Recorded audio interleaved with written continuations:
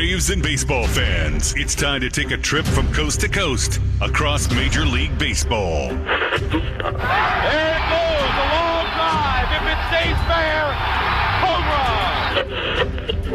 One strike away. Sandy into his windup. Here's the pitch. Swung on and missed a perfect game. Fly ball deep left center. Grissom on the run. Yes! The Atlanta Braves have given you a championship. Listen to this crowd. Left side, Swanson to first.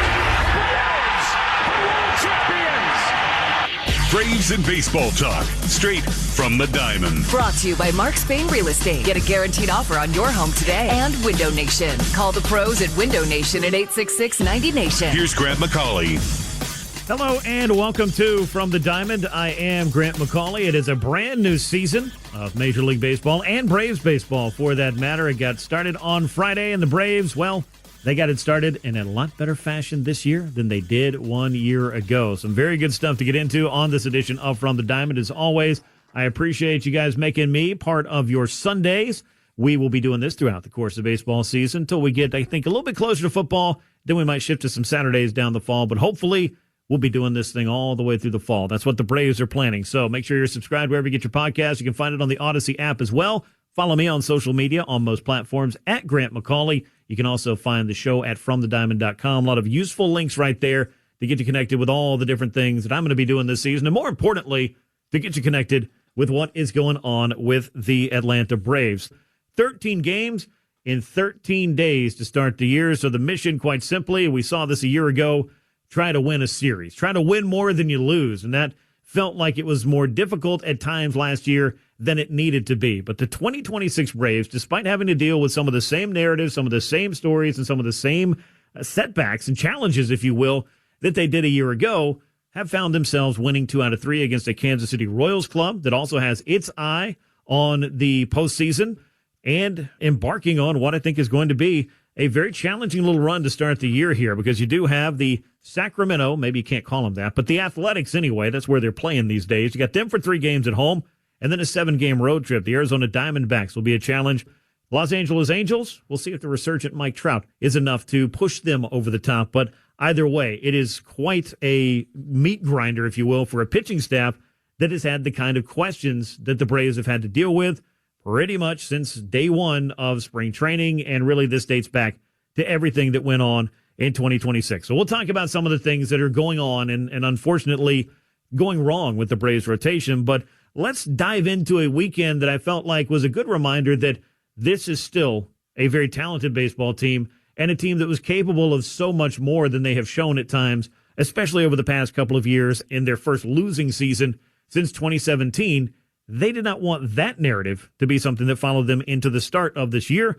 So everything got started on opening day with what I felt like was one of the best all-around baseball games that the Braves could possibly play. They got the timely offense that they needed. They got the start that they needed from Chris Sale. They got the work from the bullpen that they needed. And it all added up to a nice, tidy 6-0 victory over the Kansas City Royals. They followed that up with one of the most exciting and craziest comebacks that you'll see, not in terms of just how many runs they had to score to win the game, but the style in which they won the game. A walk-off grand slam by Dominic Smith that capped a 6-run comeback for the Braves to take 2 out of 3 against Kansas City. And that grand slam had a lot of emotion attached to it, not just for his team, not just for his first day and first opportunity with his new team, but also coming on the heels of a great personal tragedy for Dominic Smith, who just 2 weeks ago lost his mother, who lost her battle to cancer, and he was able to win a job, be on the Braves opening day roster, and come through with a moment like that, which I can't even begin to imagine what that had to feel like, and you're going to hear from Dominic Smith a little bit later on. Now, Sunday's game, not exactly what you were looking for, not one of the big lopsided losses, but the Braves offense was stymied by Seth Lugo for the most part and unable to get off the proverbial deck in a 4-1 loss.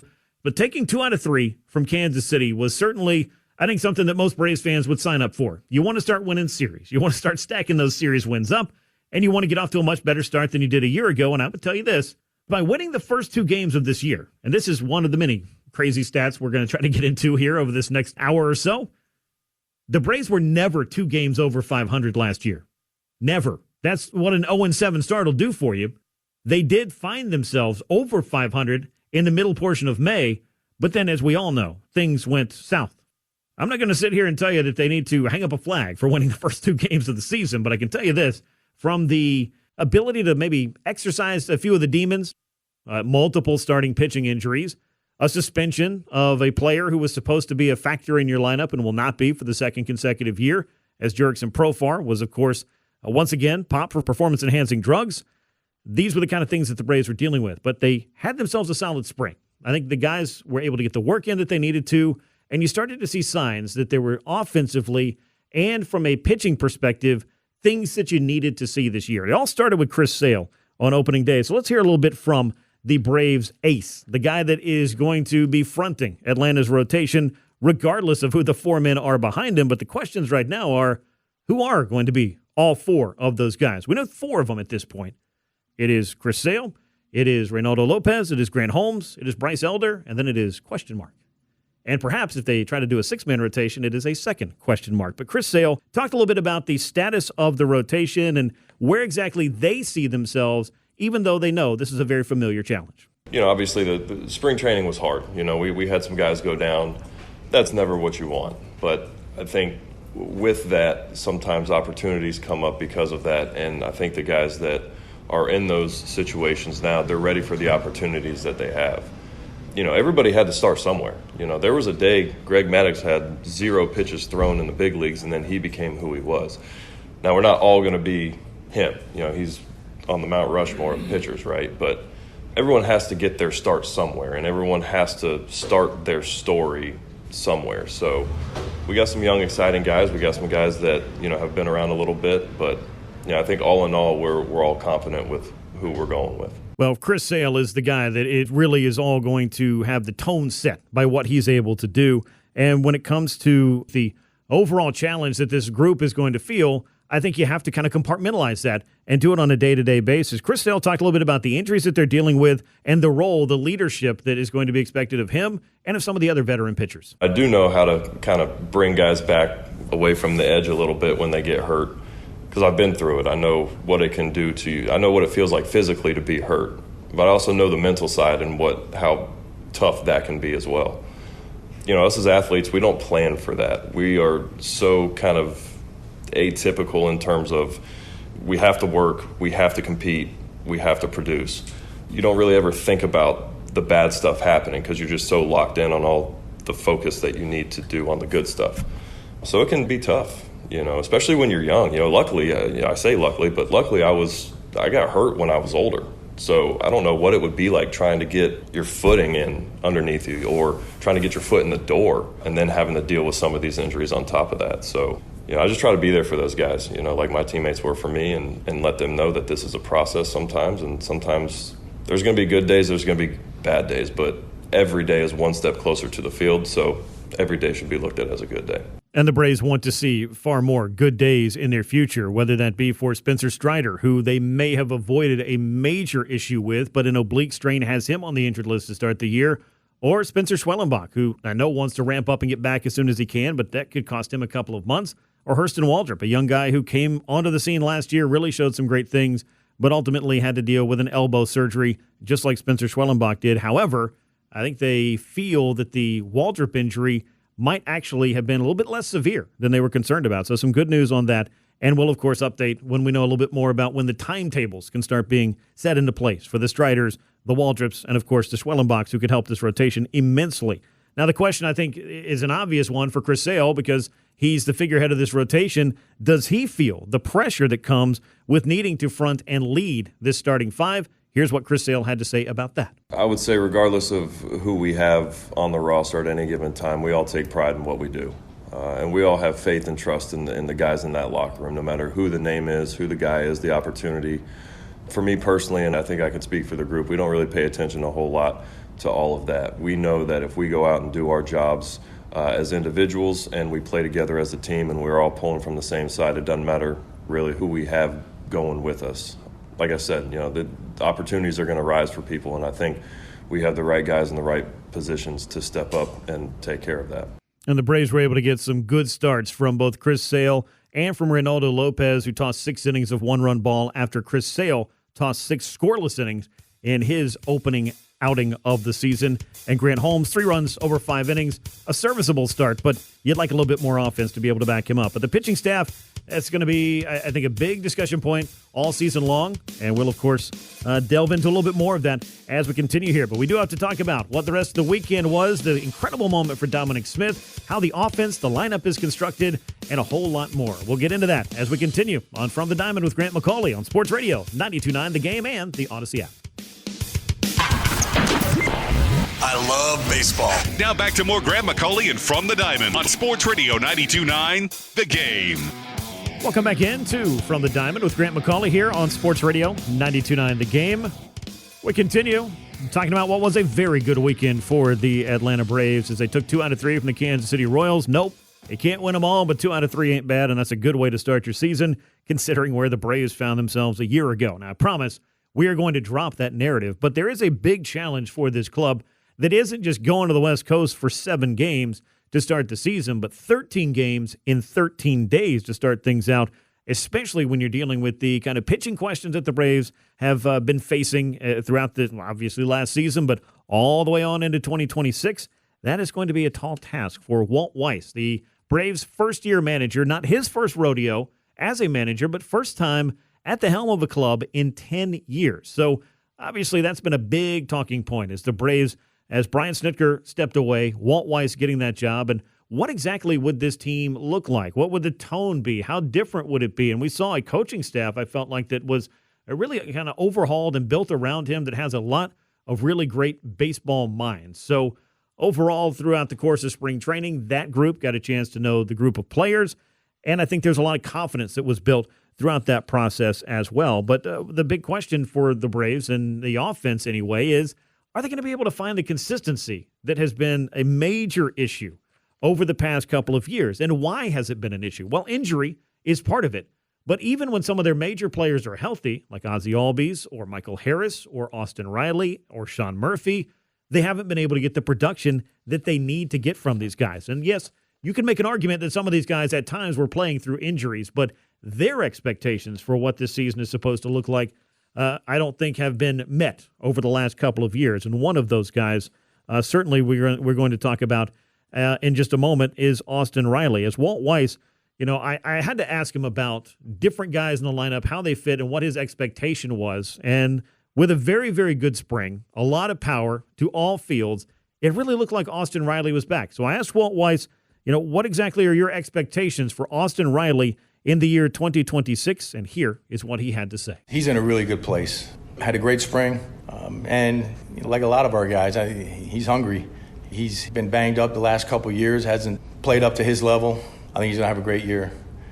He's swinging the bat really well. It looks like himself again, like he did when he was really rolling here. And so I'm excited for him. I think he's going to have a big year. I think a lot of people in some ways maybe have forgotten exactly how good Austin Riley was in 21 and 22 and 23.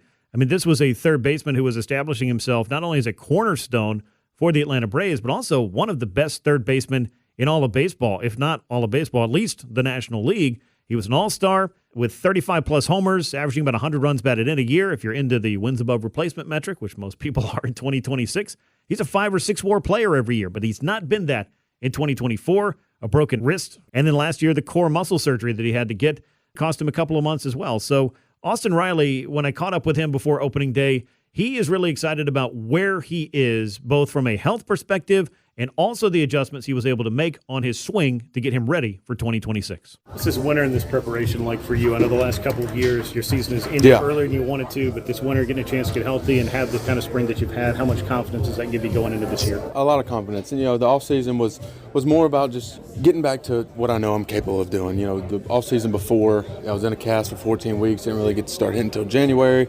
This offseason, it was like a normal offseason. Actually started hitting a little bit earlier than normal, like right around November, and just working on a few things with my lower half, able to put me in a spot to give myself more room for error and just be in the zone earlier and longer. And the off season went really good working with Tim. It led into spring. I felt really good in spring. Thought I had a really good spring. So that like I said, just more of getting back to knowing what I'm capable of doing, working on a few things, and leading into spring and into season. And you definitely need the health to be the first box that you check, but also being able to have that opportunity to really get the work done that you need to in order to be in the best space, both physically and mentally, for the long grind of a baseball season ahead. Now, when you think about the Braves lineup, let's start at the beginning. Who sets the tone for the Atlanta Braves lineup? I would argue it's Ronald Acuna Jr., and it's always been Ronald Acuna Jr. since he burst onto the scene and won that Rookie of the Year award in 2018. Last year, the Braves, for necessity, if nothing else, had to start moving the pieces around, and their leadoff hitter extraordinaire ended up batting lower in the lineup. So I asked Walt Weiss a little bit about Ronald Acuna Jr. returning to leadoff and why that decision was made, even though for most folks, including Walt, it kind of felt like a no-brainer. That's exactly what he does. He sets a tone for our offense.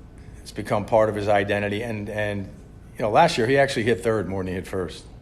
I think he hit third 47 times, and if my math serves me, I think he led off like 41 times last year. So he actually hit third more than he hit first last year. And that was a conversation I had with him first day he got to Northport. We went in my office. We talked about a lot of things, but the first thing I said was, "You want to hit first, second, or third?" He said first. I said, "Good, because that's where I want you to hit." So, look, I played with Ricky Henderson for 4 or 5 years, and I saw the impact he had at the top of a lineup. And when the lineup turns over, the impact that he had. And Ronald is like that in a lot of ways, like Ricky was. He can take over a game.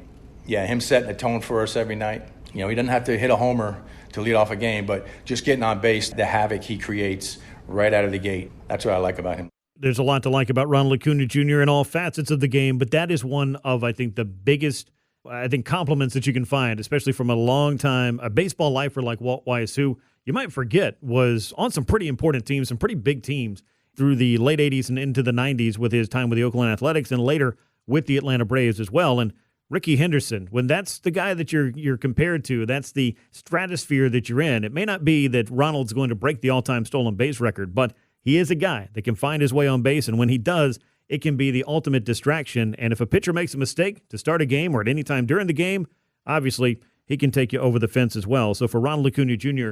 being back in that spot, I think it gets him plugged into the game, it gets him energized, and in turn, it energizes the Braves lineup as well. Now, there are a couple other guys I want to touch on in particular that did not have the years they wanted to have last year. For Ronald, it was missing time due to the injury and the return from his knee surgery. For Ozzie Albies, though, this was the most challenging season, I think, of his big league career, and that's not a stretch. When you look at the first 3, if not 4 months for Ozzie, he just didn't look like himself. And I think that the wrist injury that he had at the end of 2024 lingered. I think it hurt his power. It hurt his numbers overall. He started to find his way those last couple of months. He played in the World Baseball Classic, had a big walk-off home run there. So I think he came into this season in a really good spot. But Walt Weiss surprised some folks, myself included, by putting Ozzie Albies in the number 3 spot in the opening day lineup. And the answer for why exactly he would do that after a down year is that Ozzie from the right side of the plate is about as dangerous as it gets. So here's Walt Weiss talking about Ozzie Albies hitting third on opening day and why we might be seeing more of that. I like what I saw from Ozzie this spring, right? Especially right-handed. Took some good swings. And if you look at his career, for a majority of his career, he's been one of the best hitters in baseball against left-handed pitching. So I know last year was a bit of an outlier. He got off to a slow start like a lot of our guys did. But I still believe in the guy, especially right-handed. I think he's a beast. So, it's going to be part of the lineup construction is just putting him in positions to get as many right-handed at-bats as possible, whether it's against a starter or, the relievers that come in the game. I want to put him in position to get those right-handed at-bats. There's a big reason for that. If you look at Ozzie Albies and his splits for his career against right-handed pitching, he's a .244 hitter with 111 home runs. But if you look at Ozzie Albies batting from the right side against lefties, he's a .327 hitter with a near 900 OPS. I mean, this is a guy that rates out as someone who just punishes left-handers. So with Cole Reagans on the mound, Ozzie Albies got that start. He homered, he singled, he did his thing, and I think when we see more left-handed starters, we're going to see Ozzie Albies in a place where he's going to have that chance to be the old Ozzie Albies, and that's what the Braves certainly need from him as they get through this season in order to have the offense the way that they need to. Now, another question mark from last year, if we talked about Ozzie Albies, I think we were always talking about Michael Harris II and the consistency that he seemingly could not find a year ago. Michael Harris rolled into the All-Star break batting .210 with 6 home runs and 44 runs batted in. with an OPS of 551. I mean, these are just almost unplayable numbers. And nobody knew that more than Michael Harris II. But a switch was flipped in the second half when he batted .299, slugged .530, and had an OPS pushing .850 with 14 home runs in the final 67 games of the year. So some very, very important work. And I think really the switch was flipped right before the All-Star break for Michael, if memory serves, with a little bit of an adjustment to his batting stance. So I got a chance to catch up with Michael on opening day and ask him a little bit about what the work was or what the mission was throughout the course of the winter to make sure that those numbers from the final 2, if not 3 months of the season last year, were the kind of numbers he was going to be poised to produce here to start 2026. Let's talk to Walt a little bit before the game, just about your spring and about just the overall approach and things I'm sure you look to carry from last year into this year, things you worked on in the offseason and throughout the spring. And he said really it just comes down to making these pitchers work and come to you. Do you feel like you've been able to get to the place that you want to get in that process? I know it's an everyday thing, but just to get to where you want to be to start the year. Yeah, for sure. I think I did it my first at bat, but still swung at a pitch after fighting off a couple. But I made him work a little bit, got his pitch count up some, and kind of tired him out. So obviously over the course of the year, try to turn those into walks, but just kind of sticking to my plan and attacking pitches in the zone. Is there anybody in particular that you worked with over the course of the winter, or was it just kind of an extension of maybe the things you were doing last year? No, it was just an extension. Kind of figured out towards the end of last year plan that was working for me. Kind of knowing that less is more, and I felt like last year when I was struggling, I was trying to do a lot more, and it kind of got me in a deeper hole. So just knowing less can be more is good. And Walt Weiss really said that its swing decisions are the things that are going to get Michael Harris from being a player with a ton of potential to playing like the star player that he has shown at times. And those swing decisions throughout the course of spring training, and obviously with the numbers that he put up in the second half of last year, gave you a pretty good reminder that it's all there. Can he put it together this year, I think, is going to be the question. Now, there are going to be some moving parts in this lineup. I've mentioned Ozzie Albies will get the opportunity to bat a little bit higher in the order. They're trying to split those lefties because Drake Baldwin is getting that chance to bat second, and I don't think that that's going to be much of a moving piece in the Braves lineup. If you've got Acuna 1 and Baldwin 2, you've got two of the hitters in the National League that hit the ball about as hard and as consistently hard as anyone you're going to find. And then you can get Ozzie Albies or Austin Riley in that third spot. Matt Olson could hit in the third spot. There are some options there to get your top 4 hitters to be the biggest run producers they can be. Michael Harris at the bottom of the order, though, the interesting thing I think for him, and he won't always hit ninth, but he will some, especially when a lefty's on the mound, is, as we've seen over the last 4 years, he can kind of lead off for your leadoff man in Ronald Acuna Jr. and help make that lineup a little bit more lengthened. But we've seen a lot of good things from Mike Yastrzemski, including a very strong spring with a lot of power. He has already shown, I think, over the last couple of days, exactly what kind of tough out he can be and the things he can do in this lineup. Even Mauricio Dubon, I feel like, has done some things offensively, but in the field has looked terrific. So some moving parts that the Braves will have as they await on Ha-Seong Kim getting back. Sean Murphy could factor into the DH as well. But with Jerks and Profar out, I think there's going to be a lot of opportunity for Mike Yastrzemski, and he has made himself a very nice first impression. We got more to talk about. The Braves pitching staff, not just the rotation, but the bullpen. How are they set up? We'll also take a little trip over to Gwinnett to see what the AAA team has in store for this year and delve into the Braves' 13 games and 13 days to start the 2026 season. All of that is coming your way right here on From the Diamond with Grant McAuley on Sports Radio 92.9 The Game.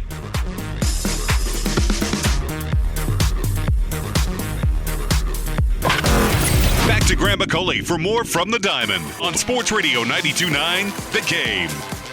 Welcome back into From the Diamond with Grant McAuley on Sports Radio 92.9 The Game. As we continue our first show of the 2026 season, the Braves taking 2 out of 3 over the weekend from the Kansas City Royals. They get prepared to welcome the Sacramento, but not Sacramento Athletics. It's just a layover until they get out to Las Vegas, which I'm sure is something we'll be talking a lot about over the next 3 or so days, or maybe a lot over the next couple of years. Be that as it may, I had the opportunity this year to not only be able to check in with what the Atlanta Braves were doing over this weekend, but also to take a nice little trip up to Gwinnett and see what the Stripers have on deck here in 2026.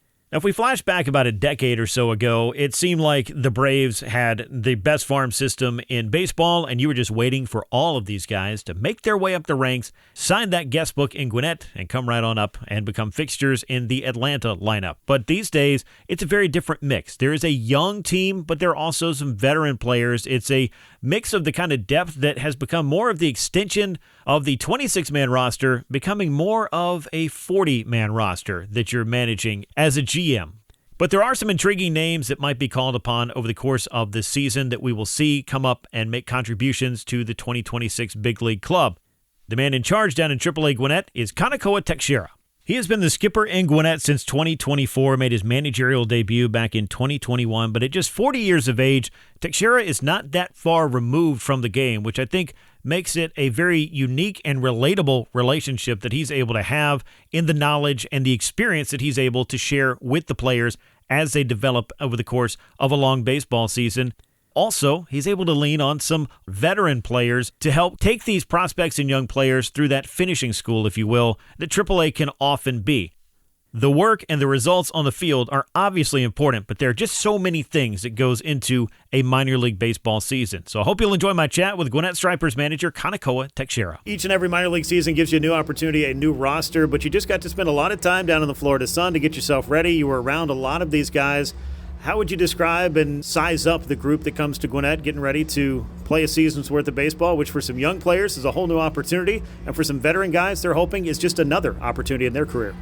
Yeah, it's to explain this team, it's going to be a fun team. I think, previous years we had some guys that were a lot more serious, try to put a lot of things in front of them, try to get to some hurdles where I got to do this to get back to the big leagues. I think these kids now, this group I got, hey, I just want to go play, have fun, and get an opportunity. I think that's the difference between the last couple of years, and we don't really have that old of a squad. I usually had, the last 2 years I had guys my age, so this is fun to finally have a year where there's nobody my age. But it's a fun group, man, and it's just a different team. We don't have, those older guys that people want to come and see. It's got 10 years in the big leagues. We got Sandy Leon, we got Rowdy Tellez, they got a bunch of service time, but Cookie Carrasco or Carlos Carrasco. Other than that, it's just guys that have been up and down and been up for 4 years trying to find it back. And I think that's the kind of guys we like. It's fun to watch. And they all bonded together in spring, man. I haven't seen anything like that in a long time. I think when I played here in 2016, it's the same kind of bond we had as a team. It's the same kind of bond I see as them having up there. So it should be an interesting year. Yeah, really important part of this entire experience is being able to bond and being able to get through the season together, and it takes a team to get through an entire season. Now, I don't want to alarm you or anything, but at some point, you'll get to this point where nobody playing the game in the big leagues is older than you anymore. I reached that point a few years ago. Albert Pujols was the last guy I had left, and now I'm just kind of in that place where I just have to watch them, and they're all kids. But for you have a really, I think, unique opportunity here at AAA to, yes, as your experience in the game will tell you, it's hard to get to the big leagues. It's even harder to stay there. So for some of these guys that may be on the top prospects list or just on the radar for the organization, what is kind of the message on a day-to-day basis about getting their work in and just being ready for the opportunity whenever that phone call might come? Yeah, I think most kids, get too excited and, hey, I'm at AAA, I'm one step away. So they try to do more than they need to. I think, they got here for a reason. They did their things that they had to do. Continue to do what they have to do and adapt to what's here at AAA. If you think about trying to get to the big leagues while you're here, I think you run into some speed bumps sometimes, and then now you end up taking 2 steps backwards. I think that's, one thing that happens with the younger guys. It's, hey, I'm super close, 35 miles away from Truist. And, if I do this so good and this so good, I'm going to get up there in a week or two. And then all of a sudden you don't do those things good, you forget about the other stuff that you did good. So I think these kids just keep doing what they were doing. It's a great bunch of young kids, and we got the perfect, I think, other guys up there to help them out and, push their way, weave their way through, hopefully getting to the big leagues. Mindset's a big part of that, but obviously development is the name of the game in the minor leagues. Now, from your experience as a pitcher, I'm sure you've seen it in your career and as you've transitioned into being a coach that development has changed. So as a team or as a coaching staff, what is kind of the, I guess, overall focus for guys? Because pitch counts, innings, different things are monitored different ways now, and obviously we've got a host of analytics that let us know what people do extremely well and maybe what areas they can either work on or tap into. So as you look at a brand new pitching staff this year, how do you begin to, I guess, put those pieces in place and get those guys on the path that they need to be on this year? Yeah, as soon as you step a foot on the field, every other team knows what you do, right? There's analytics everywhere. They know your best pitch, your worst pitch. They know how often you throw it, where you throw it. So if you go try to do different things, just go out there and compete. Like, Chris Sale, he said something in the spring that was really, really good. It's, continue to do what you're best at. If they know that you're good at this pitch, they're going to try and sit on it. But guess what? You're going to choose your best pitch against, their best swing, and hopefully you win. Yeah. These kids, there is analytics everywhere. It's good. It's great, that you get the answer to the question, to the quiz out the gate. Your movements aren't doing good. Your pitches are a little bit less depthier, and you try to make it nastier sometimes. Again, you take 2 steps backwards, right? You forget how to throw the fastball, forget how to spot up with your changeup or anything like that. But I think these kids just go out there and just keep doing what they're good at, and that's what got them here. Obviously, guys chase velo nowadays, and everyone wants to throw 100. Sometimes throwing 100 is good, but sometimes throwing 100 leaves the ballpark at 108. So, it's always more of, do what you're good at and stop trying to chase, what someone else is good at. And I think that's what's going to be successful for these kids. I want to ask you about one of your veterans to wrap up here. Sandy Leon is back, and he's a guy that you mentioned has service time in the big leagues, has some experience on the biggest stage that there is. You talk about developing a pitching staff. I asked Drake Baldwin last spring when he came in and really didn't know what was ahead of him in 2025. He ended up being the Rookie of the Year, but didn't know it then. He was quick to point at Sandy Leon as a guy that he was able to learn a ton from here in Gwinnett, and somebody that really put him on the path to understand all of the aspects of the game and get himself into a position to succeed as a big leaguer. That's the kind of thing I would imagine that you like having, even if you got a full coaching staff, to have the guys that can pour into the young players that way. Yeah, man, Sandy Leon he's the captain, and I trust him with a lot of stuff. He trusts me. He's great for this ball club. He's great for the organization. It's depth in the big leagues. Talking about a guy that can call a baseball game. He's called a lot of big-time baseball games for big-time arms, and if Chris Sale loves you this much, something's got to be right. Chris Sale don't shake. He's had a really good career, and Sandy has caught him a lot. But yeah, Sandy teaches young kids a lot of stuff that, in the game's has been gone, right? It's a different game. It's a different way of life now with these kids. And from when I grew up, we're eating crock pot soup for lunch. Now these guys got good food, and Sandy's played that era, so he knows what it's like to be in a grinder. And 8 years he's working on trying to get to 10, and obviously age is kind of a factor at this point, but he still can catch, he still can play, he's still got a great mind for the game, and I think he helps the pitchers out mentally too as well. When after a bad inning, he'll come in and talk to Sandy, and he'll say, look, you got beat with a good pitch. There's nothing you can do about it. Who cares? We'll throw it again, and they'll probably swing and miss. So having a guy like that, it's very helpful. Yeah, may the odds ever be in your favor. You got to throw that thing again. Well, thank you for all your time. I appreciate it. We're right on the doorstep of a brand new baseball season. Good luck to you, and let's have some fun out there. Always, man. I appreciate you. Really appreciate the time of Kanakoa Teixeira to walk us through what it's like to prepare for and then, of course, embark on a long minor league season. You're kind of running parallel to what's going on in the big league level and having your guys ready to take that next step if they're called upon, and really the development of players. You have to love the game of baseball to become a minor league manager or a minor league coach and to really pour your experience and your knowledge into that next generation of players. Or in some cases, just help a player find that next opportunity to get back to the big leagues to stay.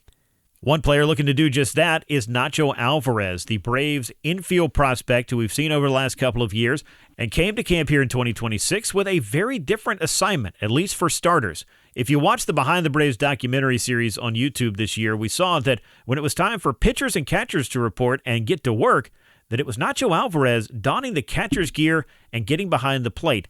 Now, this was a very interesting development that I wanted to ask Nacho about in terms of how it came about and what exactly that experience was like for him, because he's not becoming a full-time catcher, but as far as the versatility is concerned, every little bit can help when you're trying to carve out a spot on a major league roster and be one of those 26 men year in and year out.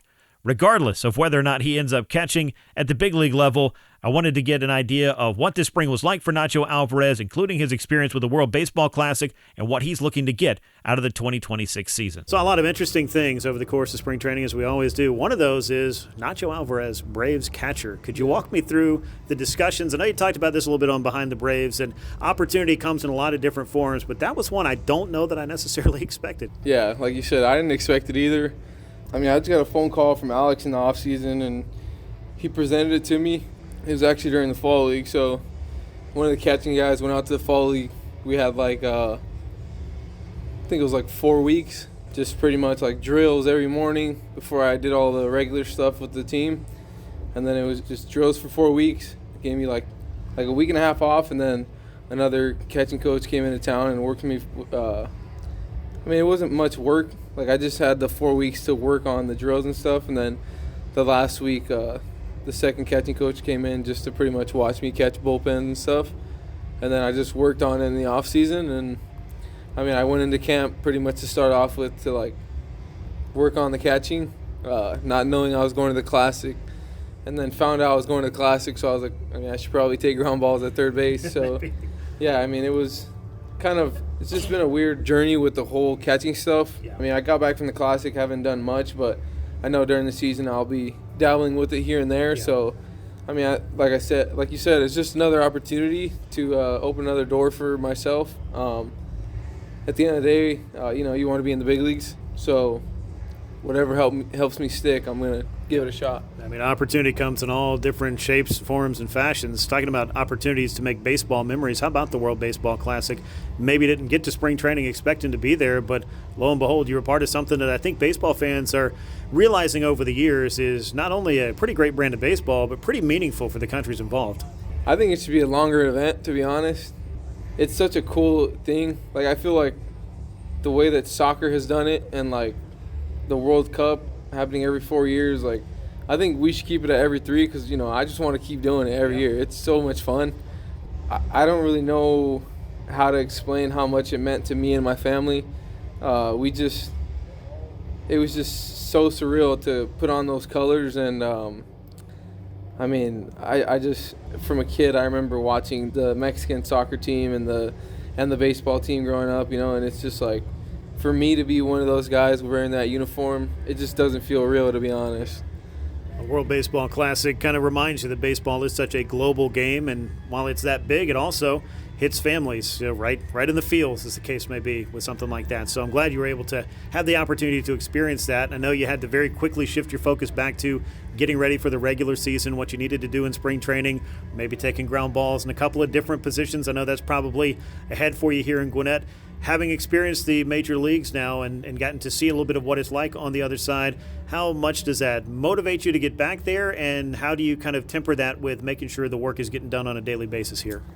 I mean, I think at the end of the day, we're still playing baseball, I'm going to come here and work my tail off, to get back up there, because at the end of the day, that's just what it is, I mean, I feel like I'm in a pretty good spot with where I'm at, physically wise, and like you said, I'm going to just be all over the place here and give myself a chance to, hopefully go back up there and play my brand of baseball. I mean, I feel like I have been working on stuff in the off season, and going from the Classic to spring training was it was kind of hard, to be honest, going from the atmosphere of the Classic to then go back to playing on a backfield with 10 people watching, I mean, it's hard, but at the end of the day, it's my job, and I gotta go out there and just compete. I feel like I took those last spring training at bats as more so to work on specific things, see different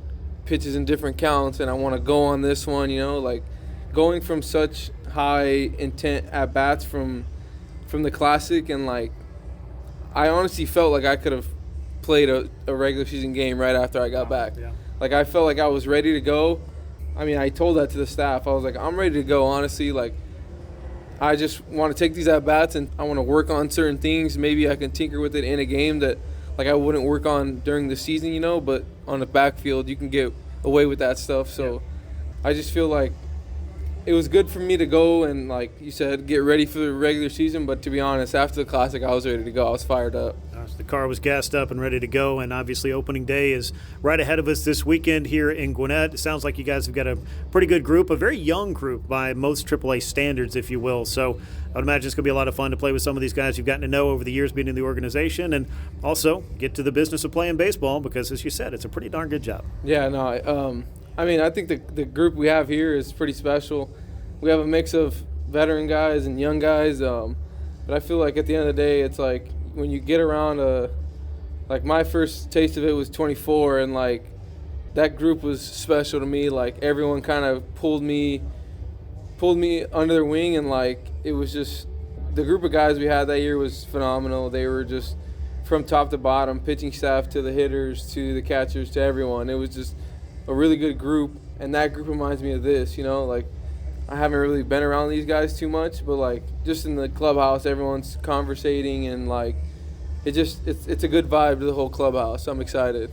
Yeah, sounds like a good group and a good team to go to battle with. You'll be doing it on Friday. We'll look forward to seeing you throughout the course of the season and hopefully back up in Atlanta. Yep, thank you so much. That's Nacho Alvarez, who has been one of the Braves' top prospects over the last couple of years, but exceeded his rookie limits last year. He got into 58 games for the Braves last year, 188 at-bats for Nacho, who batted .234 with a couple of home runs and 15 runs batted in. So last year was an important year for him to show that he belonged at the major league level, and now the assignment for every minor leaguer, everybody who doesn't break camp with a big league club in spring, is to work every day to get better and be ready when that phone rings and find a way to stay at the big league level. Among the players to keep an eye on for the Gwinnett Stripers in 2026 that we could see at the big league level, well, of course, we saw Didier Fuentes, who tossed 4 innings of one-run ball on Sunday, was optioned back to Gwinnett prior to the start of the Athletic Series on Monday. Of course, there's reliever Dylan Dodd. James Karinchak, who saw some big league time with the Cleveland Guardians, he has the opportunity to perhaps find his way into the Braves bullpen mix at some point as well. And J.R. Ritchie, who really, I think, opened some eyes in spring training. He will be ready to be part of the Braves' rotational plans if and when he is called upon as well. Among the position players, veteran catchers Chadwick Tromp and Sandy Leon both saw big league time last year.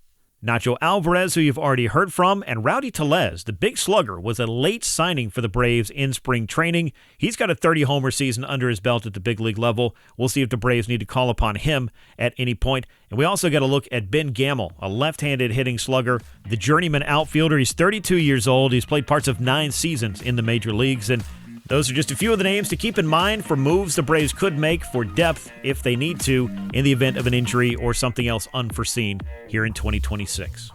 So that was a look at what's going on down at AAA Gwinnett. But when we come back, we will relive one of the most exciting moments from opening weekend, and we'll hear from a couple of new Braves. It comes your way next on From the Diamond with Grant McAuley, right here on Sports Radio 92.9 The Game.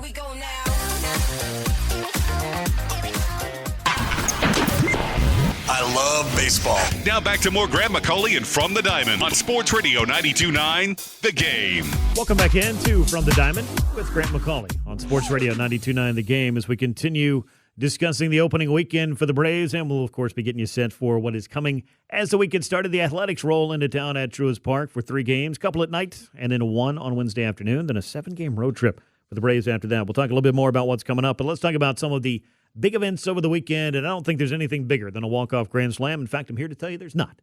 It's one of the coolest things you'll see, and I went back and looked to see exactly how often this has happened in the 155-year history, I believe, or 156-year history of the Atlanta Braves, and it has not happened that many times. 14 total times I could find, courtesy of Baseball Reference. It actually goes back to the first one being in 1937, so that just lets you know there was a period of the game where this kind of thing just wasn't happening at all.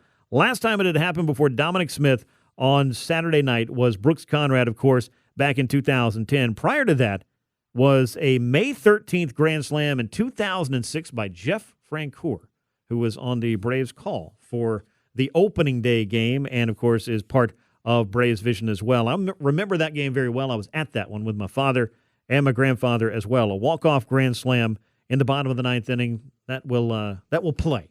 And for the Braves, it was part of a 6-run rally for Dominic Smith. And we found out a lot about not just what exactly Dominic Smith's path was to sign with the Braves a little bit later in camp, but also what he's been dealing with. So his walk-off grand slam against Carlos Estevez gave the Braves a 6-2 victory on Saturday night. It gave them their first series win in their very first series of the year. But in talking to Dominic Smith after, he shared a very, very, I think, vulnerable part of what he's going through, not just on the field, but as a person. So take a listen to the comments of Dominic Smith on Saturday night after the Braves win. Walt said that he really has admired your ability in those kinds of situations over the years. Could you walk us through what it's like to be up there in a situation like that? Yeah. At the end of the day, I just want to thank my teammates. They did the hard part. They set me up really nicely. They worked at Stevis, and at that point, I don't want to say it's a little bit easier on me, but they set up the table really nicely, and I just tried not to do too much, and it just worked out right there. Obviously, you saw earlier at bats, was really aggressive, swinging a lot of pitches just because my swing does feel good, and I know I can do damage. So that was my first few at bats, and then as you can see, the last at bat really slowed the game down and took some borderline pitches and worked them to get a good pitch and just put a line drive swing on it, and it was able to carry out. And you called time, right? I did. I definitely did. About why was that strong? For me, I like to regroup. Ever since the pitch clock came, you could kind of get rushed sometimes, especially if you want to take a deep breath or think about your plan, and then you look up, it's 8 seconds, and you're like, so it can speed up on you from time to time. But for me, I knew how big the situation was. I really wanted to understand my plan, which was get a pitch in the center of the plate and put a really good swing on it. And so I was very fortunate to do that, and like I said, it was a very special home run for me. People don't know this, but I lost my mom 2 weeks ago on March 15th. Chose not to leave camp to try to win a job. Just having her up there, was really special, and I think that was just fun for sure. When you left and came to camp, did you know it was a possibility? Was it sudden? Yeah. She was battling cancer. She got diagnosed last September. I kept it really under wraps. Alex was very transparent with me with whatever I wanted to do, whether go back, spend time with the family. I don't know if y'all know, but I left camp for like a week and a half because she had a scare. They were, like I said, this team is just so awesome. I'm so blessed because of the love they showed me, the support every day I come in. They're asking about her well-being, my well-being. And that's all they really cared about. They didn't care about baseball. And like I said, just them showing me that love. And I know she would want me to be here. And that's why I stuck it out. And, God is just so great. He really is. Dominic Smith with an incredible moment, and I'm sure one that as he rounded the bases, the emotions there, he held it together after the game better than I could even imagine. So obviously want to send our thoughts and prayers out to the Smith family. And, Dominic Smith, what he was able to do, just I think another example of just some of the incredible moments that sports can provide. And sometimes there's just an even bigger and greater meaning than we could possibly know in the moment, and that was the case on Saturday night. So that grand slam gave the Braves a series win over the Kansas City Royals, and it was just part of a very good weekend. Some of the things that we're going to be watching as we move ahead, quite obviously, are how exactly the Braves are going to have their pitching staff assembled. And with Chris Sale dominating on opening day, that made you feel good. But I think you might have gotten a little bit more, if you were one of the many who watched the final start of the spring for Reynaldo Lopez, out of what he was able to do on Saturday. Hitting 94, 95 on a regular basis, got up to 97 with his fastball velocity. It's not everything, but when you have a spring training start for some reason in the high 80s, that he just needed to make a small adjustment to kind of line up his front side to make sure that he was able to get the fastball at the speed that he needed to. But Grant Holmes was serviceable, I would say, on Sunday, but I was definitely impressed with Didier Fuentes, who had a great spring. It'll be interesting to see how exactly the Braves want to deploy him. And the Braves are going to be looking for a starter after Bryce Elder in the middle game of the 3-game series against the A's. So is there a pending roster move at that point? That's something we'll find out after the opener against the Athletics. The bullpen, though, I wanted to touch on that briefly, is one that I think with the acquisition of Robert Suarez and by bringing back Raisel Iglesias along with Dylan Lee and Tyler Kinley, we saw him as well with what you got out of Didier Fuentes, who was able to kind of just save the bullpen there. Aaron Bummer as your second lefty. they've put together a pretty good pen. And the real, I think, mission for Walt Weiss and for the starting rotation, for that matter, is going to be how can we keep the taxation of innings off of that bullpen? And some of the answers to those questions are only going to come in time. How quickly can Spencer Strider be back? That's definitely one of them. The news about Hurston Waldrop that he could begin throwing, I think, relatively soon, and that the elbow surgery he had for the loose bodies that were in his right elbow, which occurred during the spring, may not keep him out as long as they were thinking. Certainly good news, but he's not walking through that door anytime soon, so you've still got to figure out ways to cover all of those innings. Spencer Schwellenbach is still, I believe, quite a ways away from getting back, but mid-season is probably what you're looking at there. So how are the Braves going to be able to fill that rotation and keep it consistent as far as innings are concerned? If the rotation is able to hold up its end of the bargain, the bullpen will be, I think, in a good position to succeed and throw some quality and important innings for the Braves. Now, injuries, not just to the pitching staff, but obviously Sean Murphy was out last season with the hip surgery. They kept him out the entire spring, but Walt Weiss did update Murph, able to do all of his baseball activities at this point and nearing a rehab assignment, which could happen in about a week. Ha-Seong Kim, though, is a little bit behind him. So whenever Ha-Seong Kim is able to actually start facing some pitching, then they'll know when exactly he can go on that rehab assignment. But there is a chance that by late April or early May, you could be welcoming Sean Murphy and Ha-Seong Kim back to the Braves roster, which would add to the depth. We've seen some good things from Mauricio Dubon. I think the Braves are happy to have Jorge Mateo as well, and Dominic Smith gives the Braves what I would call a legitimate backup first baseman for the first time ever in the Matt Olson era, and we saw some of the strings that Walt Weiss was able to pull in the midst of that big rally on Saturday night. So a lot of different moving parts that are going on in there. But one of the many things that they're trying to figure out, though, is where exactly everything fits. And when they lost Sean Murphy, even with Drake Baldwin as the Rookie of the Year, you knew that you were going to have somebody that could handle a staff and that knows a thing or two about winning. Well, enter Jonah Heim, who signed right before the Braves opened up their spring training camp. So he waited late into the winter and really into the spring to figure out where he wanted to be. But I got a chance to catch up with the Braves opening day catcher. He was a member of the 2023 Rangers, a World Series winning team. He spent a lot of time in Texas and drew a lot of, I think, high praise throughout the course of the spring for how he can handle his staff. And Jonah Heim talked a little bit about coming to the Braves and what his expectations for 2026 are. Whole new chapter for you, new team. What is the feeling for you knowing that you're going to be behind the plate for Chris Sale on opening day for the Atlanta Braves? Yeah, if you would have asked me that in the middle of the offseason, I would have probably laughed at you. But I was driving in here and talking to my wife because she dropped me off, and we were talking about how we're both excited for this new chapter and new opportunity. So it's not every day you get to experience an opening day with a new team and in a new stadium, and let alone start the game. So it's going to be pretty special. I'm going to enjoy the moment and not try to do too much. Just go out there, have fun, and try to win a ball game. But yeah, there's nothing like opening day in the big leagues. A new chapter, anything can happen. Yeah, your deal came together right before spring training. Can you talk a little bit about what it was like to kind of get to know this team and what led you to choose Atlanta there? Yeah, I mean, I kind of went through the offseason not really knowing what was going to happen.